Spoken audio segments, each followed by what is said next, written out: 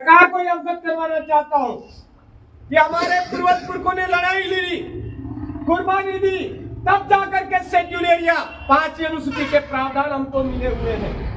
उसमें स्पष्ट प्रावधान है, यहाँ पर धार्मिकता का कोई अगर मामला है, उसके संरक्षण के लिए अगर यहाँ के लोगों को निर्णय लेना है तो वो जाजम पर जो निर्णय लेंगे वो सरकार को मानने पड़ेंगे।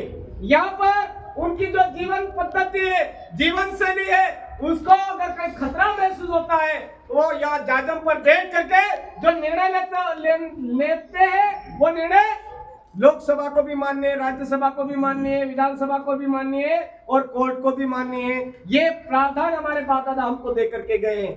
अब बात आती है जमीन को लेकर के, तो जमीन से संबंधित जितने भी मामले हैं वो सारे के सारे हमारे शेड्यूल एरिया के लोगों को ग्राम सभा को दिए हुए हैं। शेड्यूल एरिया की ग्राम सभा को प्रावधान सारे के सारे दिए हुए हैं।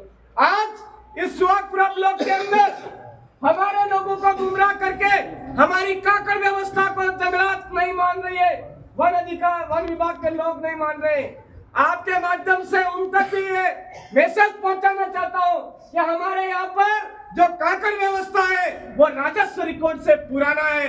काकड़ व्यवस्था के अकॉर्डिंग हमारे गांव की सीमाएं तय है। रूढ़िगत ग्राम सभा का हमको पावर है। आर्टिकल 13(3) का के तहत हमारे यहाँ पर रूढ़ी प्रथा को विधि का बल प्राप्त है। यहाँ की रूढ़ी जो प्रथा है उसके तहत हम बात कर रहे हैं, जंगलात को रोक रहे हैं। वो जो जंगलात है हमारे ऊपर मुकदमे ठोकने का दोष धक्का करके जमीन सीखने का काम कर रहे हैं, उनको तत्काल प्रभाव से रोका जाए। इसी तरह से हमारे इलाके में जो सौर ऊर्जा वाले हैं वो भी हमको इसी तरह से गुमराह करके हमारी जमीन छीनने की कोशिश कर रहे हैं। ये हम बर्दाश्त नहीं करेंगे।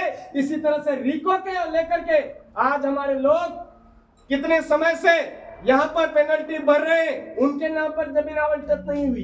कल परसों व्यक्ति आए, उनके नाम पे गैर आदिवासी जिनके नाम हो ही नहीं सकती उनके नाम पे जमीन आवंटित हो गई है। और ये जो रिको है ये आज चाहे कितनी भी बड़ी संस्था हो, कितना भी बड़ी कंपनी हो, कितने भी बड़ा संगठन हो, लेकिन शेड्यूल एरिया के अंदर समता बनाम आंध्र प्रदेश 1997 का जजमेंट बोलता है कि यहाँ पर कोई भी संस्था, संगठन या कोई भी संस्थान, कोई भी एनजीओ या एक व्यक्ति है और उस व्यक्ति को ग्राम सभा की परमिशन के बिना जमीन लेने का अधिकार नहीं है। ये हमारा यहाँ का जो शेड्यूल एरिया से संबंधित जो जजमेंट आए हुए वो बोलते हैं। हम चाहते हैं महोदय आपके माध्यम से हमारे यहाँ पर बंजारी में जो जमीन आवंटित हुई है वो गलत तरीके से हुई है।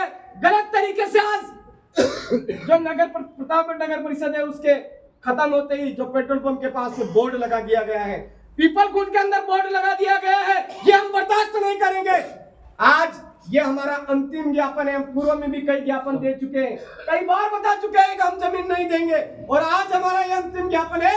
इस अंतिम ज्ञापन पर भी कलेक्टर साहब अगर जमीन आवंटन का काम निरस्त नहीं करते हैं